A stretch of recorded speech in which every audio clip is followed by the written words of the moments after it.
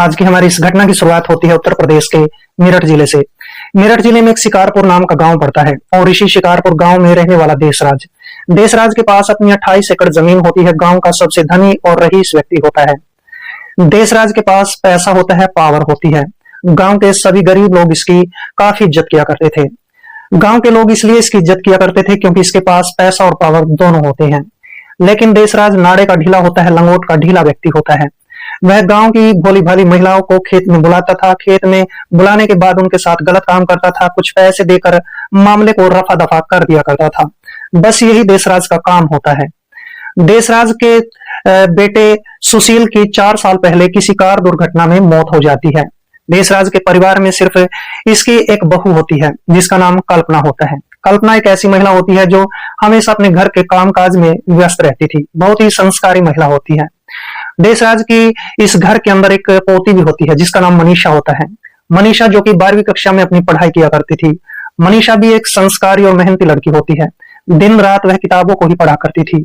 मनीषा की इच्छा होती है कि बड़ी होकर वह एक अच्छी खासी डॉक्टर बन जाएगी। लेकिन कोई भी इस बात को नहीं जानता था कि देशराज अपनी पोती मनीषा और अपनी बहू कल्पना के साथ भविष्य में किस घटनाक्रम को अंजाम देने वाला होता है।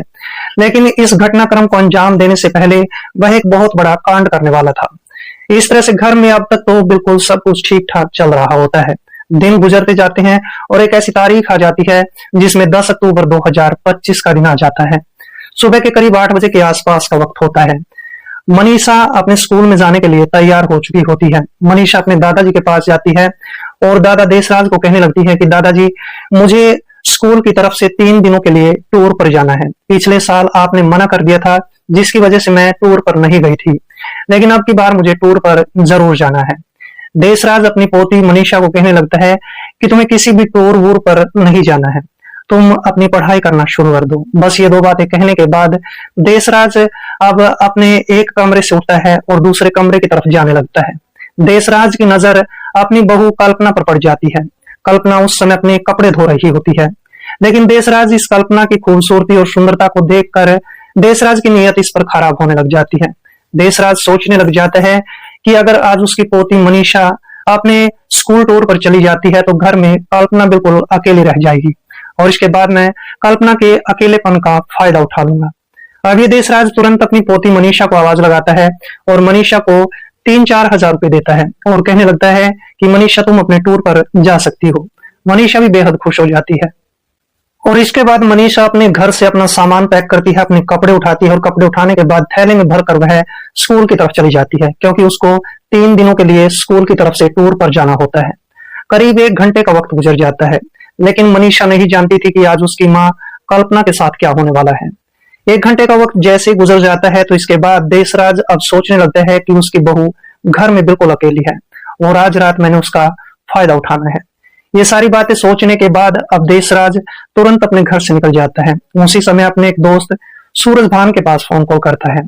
सूरजभान को कहता है कि चलो खेत में बैठकर अच्छी सी पार्टी करते हैं और इसके बाद सूरज को यह भी बोला जाता है कि तुम पास के ठेके पर जाओ और अच्छी सी शराब खरीद कर ले आना, साथ में कुछ खाने पीने का भी सामान खरीद कर ले आना। और इसके बाद ये देशराज अपने घर से मोटरसाइकिल उठाता है और अपने खेत में चला जाता है। थोड़ा वक्त गुजर जाने के बाद सूरजभान भी शराब और थोड़ा सा सामान खरीद कर खेत में पहुंच जाता है। दोनों दोस्त बैठकर वहां शराब पीने लग जाते हैं और जब दोनों को गहरा नशा हो जाता है तो इसके बाद सूरजभान इसको कहने लगता है कि यार, आज तो कोई महिला हमें मिलनी चाहिए। सौभाग्य की बात यह होती है कि उस खेत के अंदर इसी गांव के किसान की पत्नी जिसका नाम भारती होता है वो इनके खेतों में आ जाती है। भारती देवी कुछ चारा काटने के लिए इस खेत में आई थी और जैसे ही सूरजभान की नजर उस महिला भारती देवी पर पड़ती है तो सूरज अपने दोस्त देशराज को कहने लगता है कि देखो, ये तो सौभाग्य की बात है कि एक महिला हमारे खेत में आ गई है और ये महिला भारती देवी है। भारती देवी का चाल चलन चरित्र कुछ ठीक नहीं होता है, जिसको परखने के बाद सूरजभान अब इस महिला भारती देवी के पास आ जाता है। भारती देवी को बोला जाता है कि हम दोनों तुम्हारे साथ थोड़ा सा वक्त गुजारना चाहते हैं। भारती देवी एक ऐसी महिला होती है जो पैसे लेकर लोगों के साथ अपना वक्त गुजार लिया करती थी और इसके बाद भारती देवी को मना लिया जाता है। लेकिन भारती देवी इन दोनों को कहने लगती है कि पहले मुझे पैसे दे दो और फिर इसके बाद तुम अपना काम जल्दी से खत्म कर लो।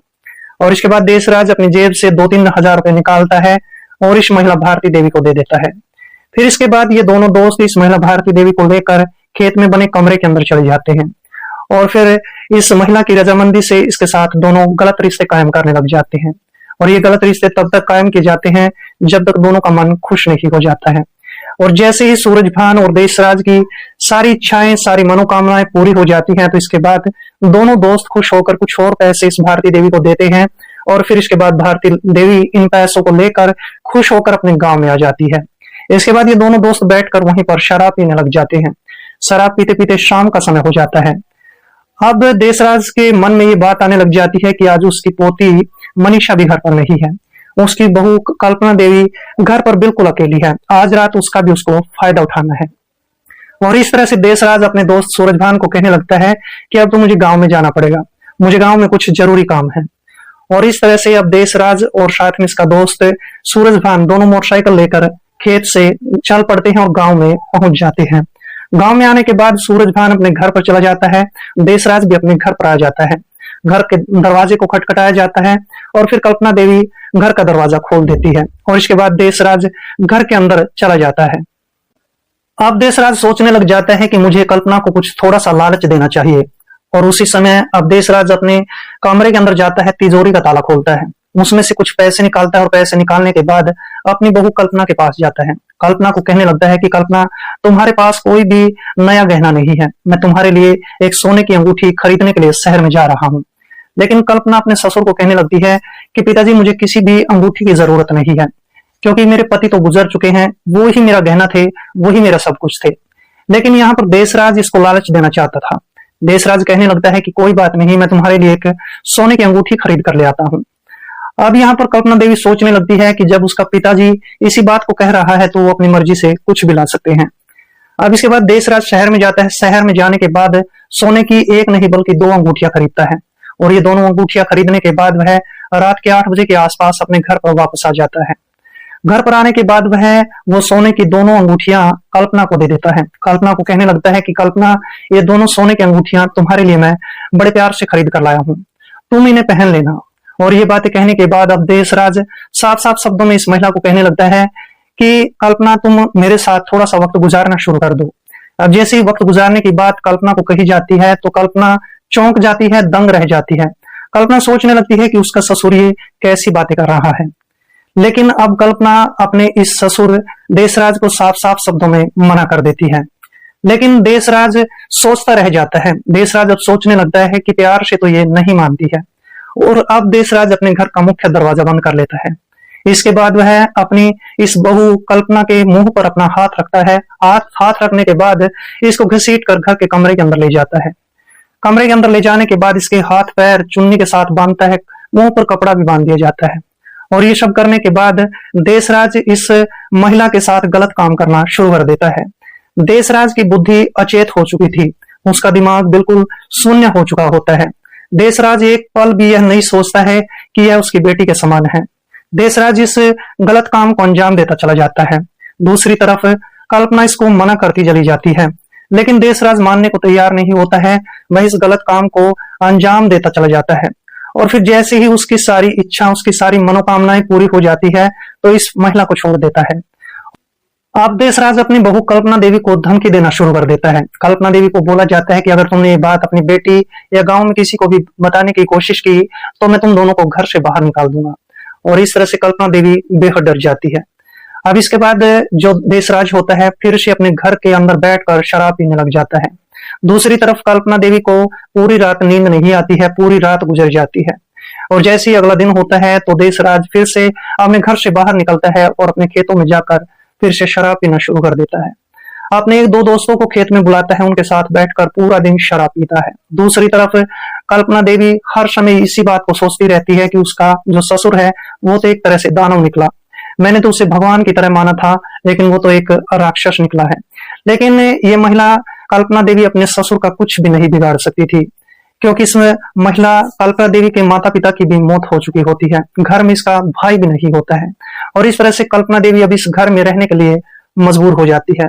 लेकिन कल्पना नहीं जानती थी कि उसके साथ आज रात भी ये सब होने वाला होता है। पूरा दिन गुजर जाने के बाद रात के करीब 8:30 बजे के आसपास देशराज नशे की हालत में धुत होकर, यानी शराब के नशे में धुत होकर अपने घर पर आता है। घर का दरवाजा खटखटाया जाता है। कल्पना देवी मजबूर होकर घर का दरवाजा खोल देती है और इसके बाद देशराज घर के अंदर बैठकर खाना खाता है और खाना खाने के बाद जैसे रात के करीब 9:30 के आसपास का वक्त होता है तो फिर कल्पना देवी अपने कमरे के अंदर जाकर लेट जाती है। कमरे के दरवाजे की कुंडी अंदर से बंद कर ली जाती है, लेकिन देशराज के मन में तो सिर्फ वही सारी बातें चल रही होती है। देशराज अब कमरे के दरवाजे पर दस्तक देता है, लेकिन जो कल्पना होती है घर का दरवाजा, कमरे का दरवाजा नहीं खोलती है। और फिर इसके बाद देशराज कल्पना को धमकी देता है कि कल के कल तुम अपना सामान उठाकर और अपनी बेटी को लेकर इस घर से बाहर निकल जाना। तुम्हारी बेटी 2-3 दिन में यहाँ घर पर आ जाएगी, उसके बाद मैं उसको भी घर से निकाल दूंगा। जब ऐसी ऐसी बातें कल्पना देवी को कही जाती है तो कल्पना देवी मजबूर होकर कमरे का दरवाजा खोल देती है और इसके बाद जो देशराज होता है इस कमरे के अंदर जाता है। आज की पूरी रात भी इस महिला के साथ गुजार लेता है। देशराज इस महिला कल्पना देवी का तब तक फायदा उठाता रहता है जब तक इसका मन खुश नहीं हो जाता है, और जैसे ही देशराज का मन खुश हो जाता है तो इस कमरे से बाहर निकल आता है और अपने दूसरे कमरे में जाकर लेट जाता है। लेकिन आज की पूरी रात भी इस महिला को नींद नहीं आती है और इस तरह से 3 रातें ऐसी ही गुजर जाती है। 3 रातों के दौरान देशराज इसके कमरे में जाता था, गलत काम करता था और अपने कमरे में जाकर लेट जाया करता था। अभी 3 दिनों का वक्त गुजरने के बाद एक तारीख आ जाती है 13 अक्टूबर 2025 का दिन। सुबह के करीब 11 बजे के आसपास का वक्त होता है। कल्पना देवी की बेटी मनीषा अपने स्कूल टूर से अपने घर पर आ जाती है और मनीषा जैसी घर के अंदर प्रवेश करती है तो देखती है कि उसका दादा उस समय घर पर नहीं होता है। लेकिन मनीषा जब अपनी माँ को परेशान और उदास देखती है तो उससे पूछने की कोशिश करने लगती है कि माँ तुम काफी परेशान हो, काफी उदास हो, ऐसी कौन सी बात है। लेकिन ये महिला कल्पना देवी बात को टाल देती है। कल्पना खुश होने का नाटक करती है और फिर अपनी बेटी को कहने लगती है कि बेटी तुम मुझसे दूर चली गई थी, इसी वजह से मैं काफी परेशान थी, काफी उदास थी। और इस तरह से अपनी बेटी की आंखों पर ये काली पट्टी बांध देती है, इसको सच्चाई के बारे में नहीं बताती है और यही इस कल्पना देवी की सबसे बड़ी गलती होती है। लेकिन कल्पना नहीं जानती थी कि आगे भविष्य में चलकर उसका ससुर देशराज उसकी बेटी मनीषा के साथ क्या करने वाला होता है। इस तरह से दिन गुजरते चले जाते हैं और एक तारीख आ जाती है 17 अक्टूबर 2025 का दिन। सुबह के करीब 8 बजे के आसपास का वक्त होता है। देशराज अपने घर से बाहर बैठा होता है और मनीषा अपने स्कूल में जाने के लिए तैयार हो जाती है। मनीषा जैसी घर से बाहर निकलती है तो फिर देशराज अपनी पोती मनीषा को अपने पास बुलाता है। मनीषा को कहने लगता है कि मनीषा तुम्हारे पास मोबाइल फोन है या नहीं है। मनीषा कहने लगती है कि दादाजी मेरे पास कोई भी फोन नहीं है, लेकिन मैं कुछ दिनों से इस बात को सोच रही थी कि मुझे एक बड़ा अच्छा सा फोन खरीद लेना चाहिए। लेकिन देशराज अपनी पोती मनीषा को कहने लगता है कि आज तुम्हें स्कूल में नहीं जाना है, बल्कि आज तुम्हें मेरे साथ शहर में जाना पड़ेगा और मैं तुम्हारे लिए एक अच्छा सा मोबाइल फोन खरीदना चाहता हूँ। अब इन बातों को कल्पना देवी भी सुन रही होती है। कल्पना देवी उसी समय अपनी बेटी मनीषा को अपने पास बुलाती है और कहने लगती है कि बेटी तुम्हें कोई भी मोबाइल फोन नहीं खरीदना है, तुम्हें मोबाइल फोन की कोई जरूरत नहीं है, इससे तुम्हारी पढ़ाई पर बुरा असर पड़ेगा। लेकिन मनीषा तो बेहद खुश थी। मनीषा अपनी माँ कल्पना को कहने लगती है कि माँ जैसे ही मेरे पास फोन आ जाएगा तो इससे मेरी अच्छी खासी पढ़ाई शुरू हो सकती है। जितनी भी पढ़ाई के दौरान मुझे मुश्किलें आती है वो मेरी सारी मुश्किलें आसान हो जाएगी। लेकिन यहाँ पर बेटी जो मनीषा होती है वो कुछ भी नहीं जानती थी। वह नहीं जानती थी कि आज उसका दादा देशराज उसके साथ क्या करने वाला है। आखिरकार फोन लेने का फैसला ले लिया जाता है और इसके बाद देशराज अपने घर से मोटरसाइकिल बाहर निकालता है और अपनी पोती मनीषा को आवाज लगाता है। मनीषा को बोला जाता है कि जल्दी से मेरी मोटरसाइकिल पर पीछे बैठ जाओ और इसके बाद मनीषा बड़ी खुशी के साथ अपने दादा देशराज की मोटरसाइकिल पर बैठ जाती है। देशराज मोटरसाइकिल चलाना शुरू कर देता है। दादा पोती दोनों शहर की तरफ चल पड़ते हैं, लेकिन बीच रास्ते में देशराज अपनी पोती के साथ अजीब हरकतें करना शुरू कर देता है। पोती मनीषा सोचने लगती है कि उसके दादाजी उसको जानबूझकर नहीं छू रहे हैं, बल्कि गलती से उनका शायद हाथ लग गया होगा। इसी वजह से मनीषा कुछ भी अपने दादा को ना तो बोल पाती है और ना ही उसको कुछ कहती है। आखिरकार शहर भी आ जाता है। शहर में जाने के बाद एक अच्छी सी दुकान भी ढूंढ ली जाती है और उस दुकान से एक अच्छा खासा 30-35 हजार रुपए का स्मार्टफोन भी खरीद लिया जाता है। मनीषा आज बेहद खुश होती है। मनीषा सोचने लगती है कि उसके दादाजी उसकी बड़ी अच्छी देखभाल करते हैं, लेकिन मनीषा नहीं जानती थी कि उसके दादाजी उसको इतना महंगा स्मार्टफोन खरीद कर क्यों दे रहे हैं। आखिरकार स्मार्टफोन खरीदने के बाद अब दादाजी कहने लगता है कि चलो अच्छा अच्छा खाना भी खा लेते हैं और इस तरह से दादा पोती मिलकर बड़ा अच्छा खाना भी खाते हैं। और ये सब काम खत्म करने के बाद जैसे ही शाम के करीब 3-3:30 बजे के आसपास का वक्त होता है तो देशराज अपनी पोती मनीषा को कहने लगता है कि मनीषा चलो गांव में चलते हैं। और इस तरह से अब देशराज अपनी पोती मनीषा को लेकर गांव की तरफ चल पड़ता है। लेकिन देशराज सोचने लगता है कि चलो आज अपनी पोती मनीषा का भी फायदा उठा लेते हैं। देखते ही देखते देशराज अपनी पोती मनीषा को कहने लगता है कि मनीषा, चलो खेतों में चलते हैं और खेत में जाने के बाद तुम अच्छी अच्छी स्मार्टफोन के साथ फोटो खींच लेना और मैं भी अपने खेतों की तरफ जाकर खेतों को थोड़ा बहुत देख लूंगा। और इस तरह से मनीषा बेहद भोली भाली लड़की होती है, वह अपनी दादा की सारी बातों को मान जाती है और इस तरह से देशराज अपनी मोटरसाइकिल का रुख अपने खेतों की तरफ कर लेता है। 15-20 मिनट के बाद दादा पोती दोनों खेत में पहुंच जाते हैं। खेत में जाने के बाद देशराज अपनी पोती मनीषा को कहने लगता है कि मनीषा, हमारे खेत में ये जो कमरा बना है, तुम यहाँ पर बैठ जाओ और मैं खेतों में एक राउंड लगा कर आता हूँ।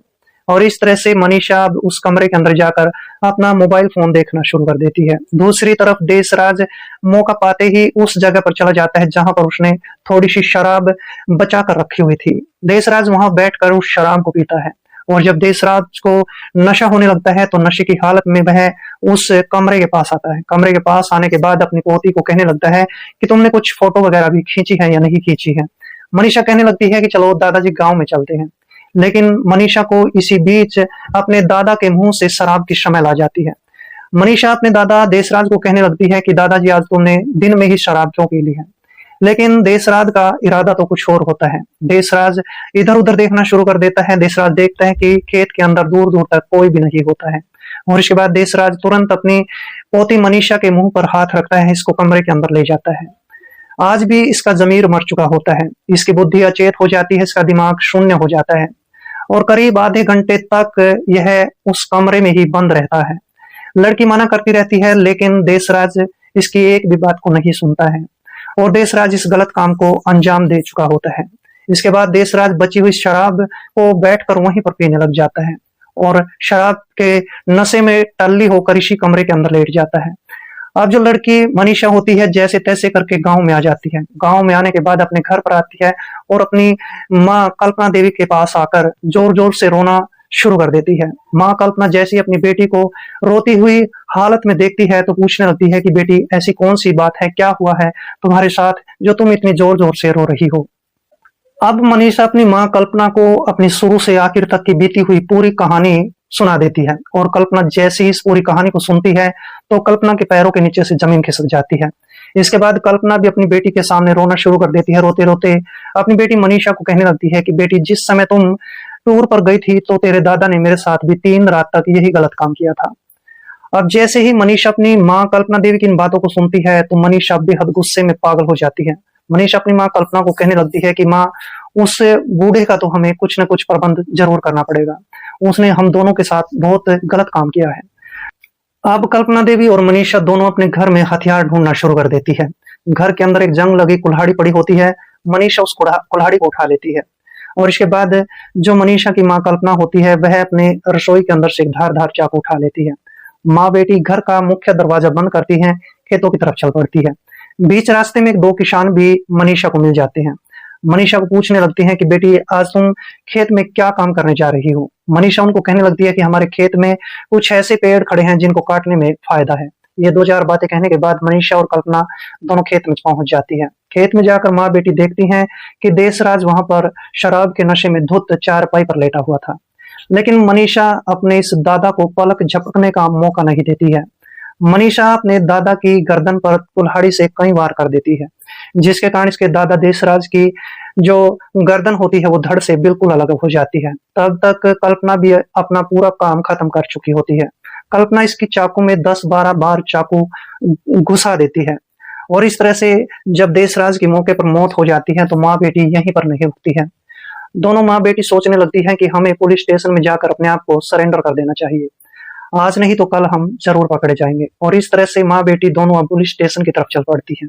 करीब 1 घंटे का वक्त गुजरने के बाद मनीषा और कल्पना दोनों पुलिस स्टेशन में जाने के बाद अपने आप को सरेंडर कर देती है। और जब एसपी ओमकार सिंह इन दोनों माँ बेटी की पूरी कहानी को सुनता है तो एसपी साहब के भी होश उड़ जाते हैं।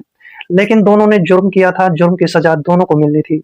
और उसके बाद पुलिस कल्पना और उसकी बेटी मनीषा के खिलाफ चार्जशीट दायर कर लेती है। लेकिन ये बात भविष्य के गर्भ में छिपी है कि जज साहब भी आखिरकार इन दोनों को क्या सजा सुनाने वाले हैं। लेकिन इस पूरे घटनाक्रम के दौरान कल्पना और मनीषा ने देशराज के साथ जो किया, क्या वो सही था या गलत था, कमेंट बॉक्स में जरूर लिखें। मिलते हैं दोस्तों किसी ऐसे घटनाक्रम के साथ, तब तक के लिए दोस्तों जय हिंद, वंदे मातरम।